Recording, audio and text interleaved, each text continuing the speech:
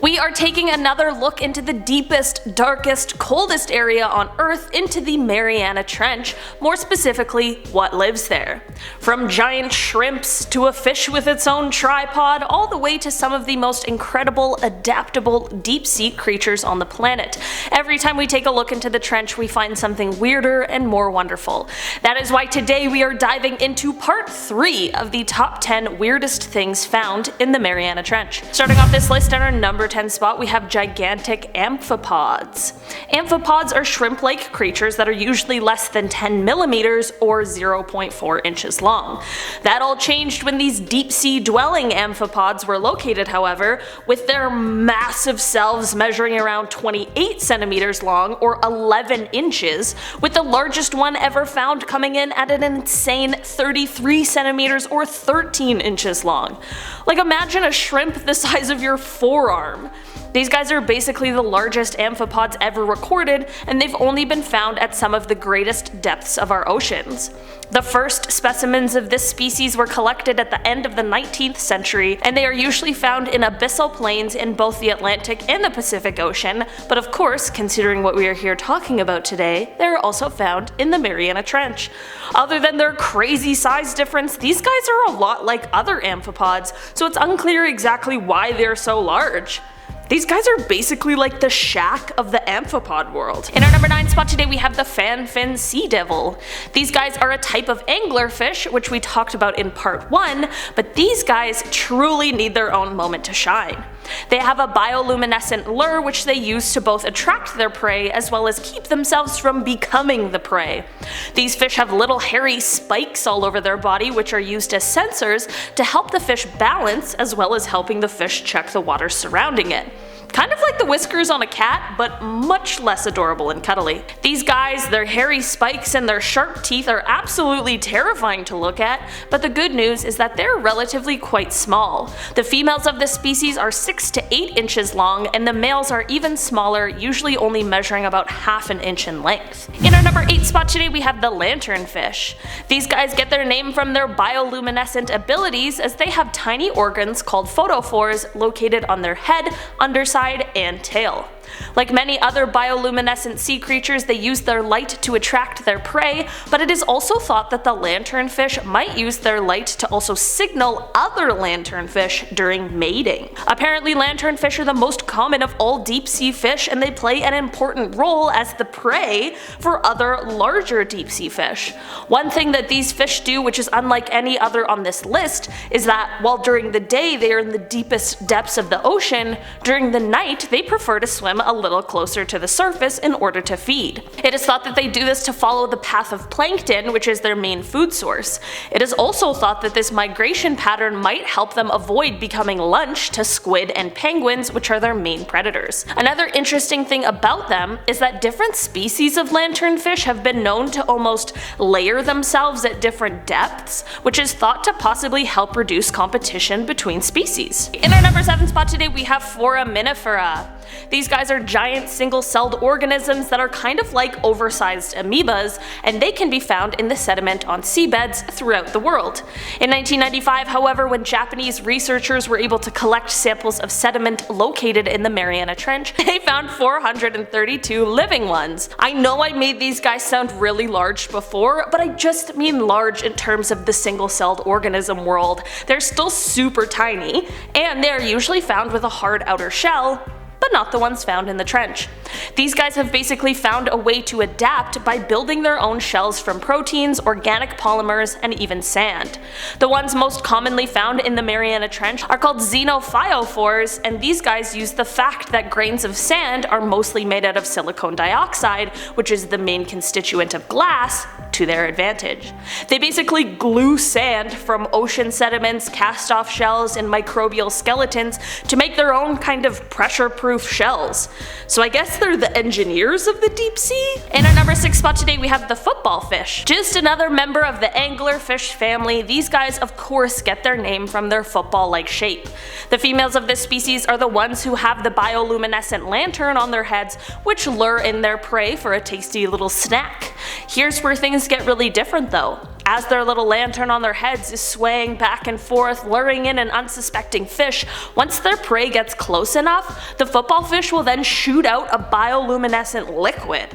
This liquid acts to momentarily blind their prey, which is when the football fish grabs their prey and swallows them whole with their large mouths. That is definitely quite the hunting technique. These guys are similar to other anglerfish, with the females being larger than the males, and they also have a bit of a different shape.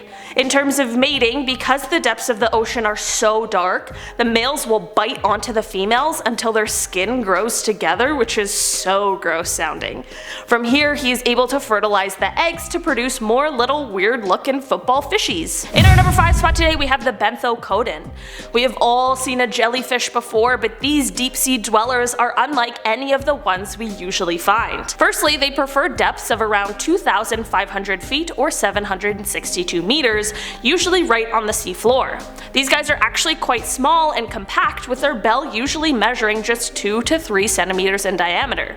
Despite their small size, however, they still have around 1,500 little wispy tentacles that help propel them through the icy cold depths. These jellies like to chow down on small crustaceans and tiny unicellular organisms, but sometimes their meals are bioluminescent, which is what has led to one of their other unique features on these jellies. This unique feature would be the red color that can be found in part of their bell. Most jellyfish we know of are transparent, and if this was the case for these ones, their bioluminescent meals would be a dead giveaway for the larger hungry predators lurking around the deep sea. This is why the bit of red that they have in their bell is so important to their survival, as it acts as a cover for this blue glow so that they can continue on their merry way throughout the dark depths of the ocean. In our number 4 spot today, we have the tripod fish. When you see these guys, their name totally makes a lot of sense. These deep sea fish have elongated fin rays in the tail as well as 2 in the pelvic fins, which they use to prop themselves up and just basically stand there like their own little built-in tripod. These little fin rays almost appear as antenna-like, and usually while these fish are standing in one spot, they can be seen facing upstream. They don't appear to have any kind of special visual adaptations to help them find food in their low light environment, but that's okay because these guys can find their prey without even seeing it. When these guys are standing on their little tripod, they are also at the perfect height to catch shrimp, tiny fish, and small crustaceans that are swimming by. If the catch isn't as simple as the current bringing the prey right into their mouths, the tripod fish is able to sense the prey with their pectoral fins, which kind of act like hands. Once they feel the prey and realize it's edible, they can use these fins to just knock their meal right into their mouths. This is all why they like to face the current, just to make getting their next meal a little easier. In our number 3 spot today, we have the owlfish. These creepy looking guys are also often referred to as stout black smelt, as they are a species of deep sea smelt, but their owlfish name comes from their extremely large eyes in relation to their body. These eyes are able to capture even the faintest glimmer of light, which isn't the most common occurrence in the deep dark depths of the Mariana Trench, but this is what helps them spot and capture their prey, which are usually small crustaceans and jellies. There truly isn't a ton of interesting information I could find out about these guys other than their huge eyes, but I did find this cool video of one fighting with a black-eyed squid, so here's a little clip of that. The fish has a few tricks up its sleeve as well.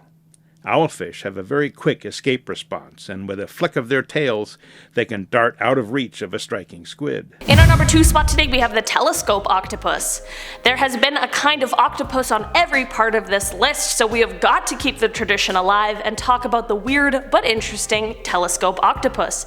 These guys got their name for their unique protruding eyes, which haven't been seen in any other kind of octopus ever before. The difference in their eyes allows them to have better peripheral vision so as to see both their prey and their predators better. Their eyes also rotate, which I'm sure is super helpful to them, but just seems like something I wish I didn't know. These guys don't really hang out on the ocean floor like many other octopuses do, and instead they prefer to just float or dangle in the deepest currents of the ocean. Most octopuses also tend to swim horizontally, but not this guy. He likes to stay vertical, and it's unclear why, but it could perhaps be to make it harder for predators to see its shape.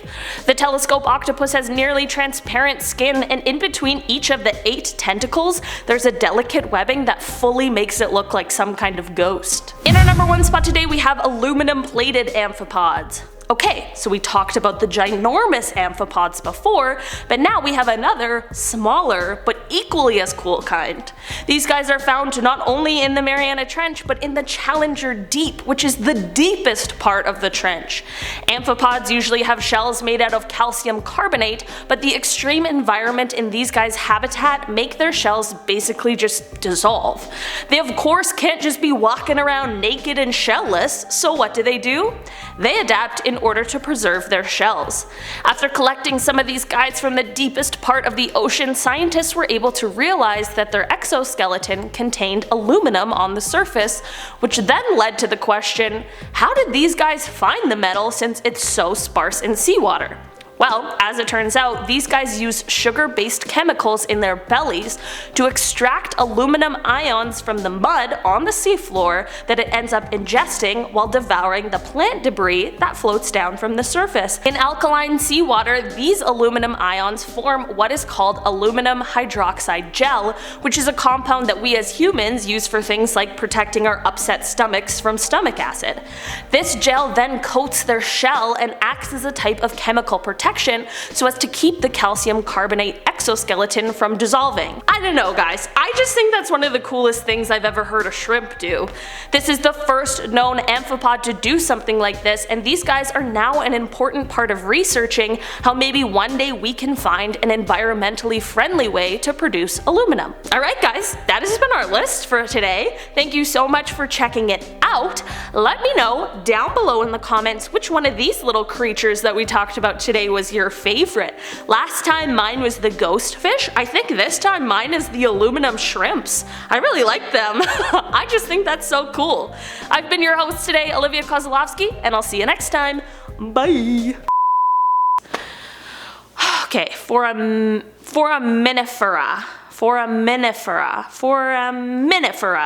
I said this so many times to myself in my little head at my desk. I was like, you're not gonna go in and not know this one. But I probably am still saying it wrong. Foraminifera. Firstly, they prefer depths of around 200, I can't read numbers.